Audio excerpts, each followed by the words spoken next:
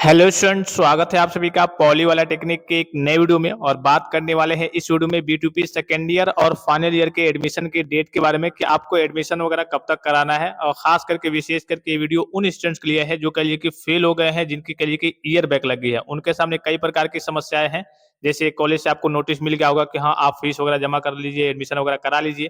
अब बच्चे कंफ्यूजन में है जिनकी ईयर बैक लग गई है, फेल हो गए हैं कि हम एडमिशन कैसे कराएं। जैसे बहुत सारे बच्चे इसमें ऐसे भी होंगे जो सोच रहे होंगे कि अगर मेरा रीचेक में क्लियर हो जाता है, मैं पास हो जाता हूँ, तब तो मैं एडमिशन करा लूंगा। लेकिन अगर मैं फेल हो जाता हूँ, फिर से मान लीजिए कि मैं फर्स्ट ईयर में था, फिर से मुझे फर्स्ट ईयर में ही पढ़ना है, या फिर मैं सेकंड ईयर में था, फिर से मुझे सेकंड ईयर में ही पढ़ना है, इस केस में मैं पॉलिटेक्निक करूंगा ही नहीं। तो उनके सामने समस्या आ रही है, क्योंकि हो सकता है कि आप जब फीस वगैरह जमा कर दें तो रिफंड का वहां पे ऑप्शन आपको देखने को ना मिले। टीचर आपको, प्रिंसिपल और टीचर यही कहेंगे कि हाँ, आप अभी आप फिलहाल में एडमिशन करा लीजिए। जैसे ही आप एडमिशन कराएंगे, अगर आपका रीचेक में क्लियर हो जाता है, तब तो आपका उसी फीस पे नेक्स्ट ईयर में हो जाएगा आपका एडमिशन। नहीं क्लियर होता है तो आप कहिए कि री एडमिशन करा करके फर्स्ट ईयर में थे तो फर्स्ट ईयर में पढ़ाई कीजिए, सेकंड ईयर में थे तो सेकंड ईयर में पढ़ाई कीजिए।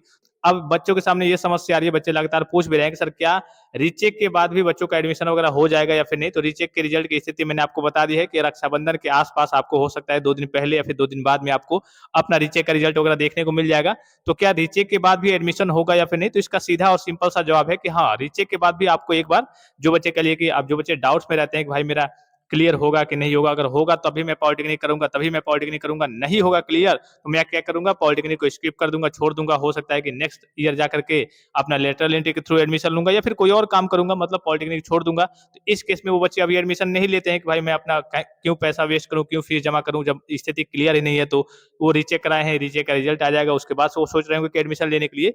तो मेरा मानना यही है कि आप एक बार तो अपने प्रिंसिपल से पहले कांटेक्ट कर लीजिए। और मेरा मानना यही है कि हर बार चूंकि मौका मिलता है, तो इस बार भी रीचेक के बाद आपको एक बार मौका मिलेगा।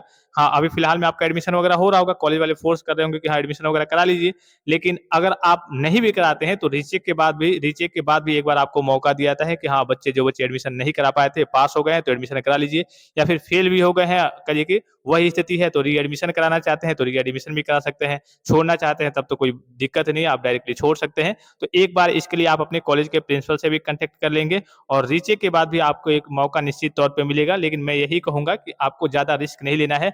अगर आपको करना ही करना है, किसी भी स्थिति में क्लियर हो या फिर ना हो, तो इस केस में आप क्या करेंगे, फीस पेमेंट कर देंगे, अपना एडमिशन वगैरह करा लेंगे। और अगर आपके मन में संदेह की स्थिति है कि हाँ, मुझे करना तभी है जब मैं पास हो जाऊंगा, नहीं पास हो पाऊंगा, अर्थात नहीं पास होता हूं मैं पॉलिटेक्निक करूंगा ही नहीं, तब आप अपने एडमिशन को अभी फिलहाल में स्किप कर सकते हैं। और वही कुछ दिनों की और बात है, जल्द ही आपका रिजल्ट भी डिक्लेयर होने वाला है, उसके बाद से स्थिति आपकी साफ हो जाएगी। रीचेक के बाद भी आपका एडमिशन वगैरह होते रहेगा, लेकिन कॉलेज को बोर्ड के द्वारा नोटिस आती है कि हाँ, जल्द से जल्द बच्चों का एडमिशन वगैरह करा लीजिए।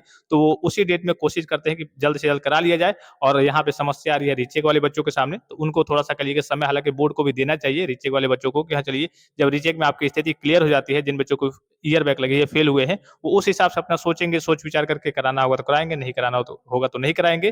तो देखिए, आपको मौका निश्चित तौर पे मिलना चाहिए और मिलेगा भी। मेरा मानना यही है कि मिलेगा भी। लेकिन इसके लिए आप एक बार अपने टीचर से, अपने कॉलेज के प्रिंसिपल से कांटेक्ट जरूर कर लेंगे। और किसी प्रकार का संदेह हो, कोई भी जानकारी चाहिए, तो आप कमेंट बॉक्स में कमेंट करके पूछ सकते हैं। फिलहाल इस वीडियो में इतना ही, इजाजत दीजिए। धन्यवाद, थैंक्स फॉर वॉचिंग। मिलते हैं नेक्स्ट वीडियो में।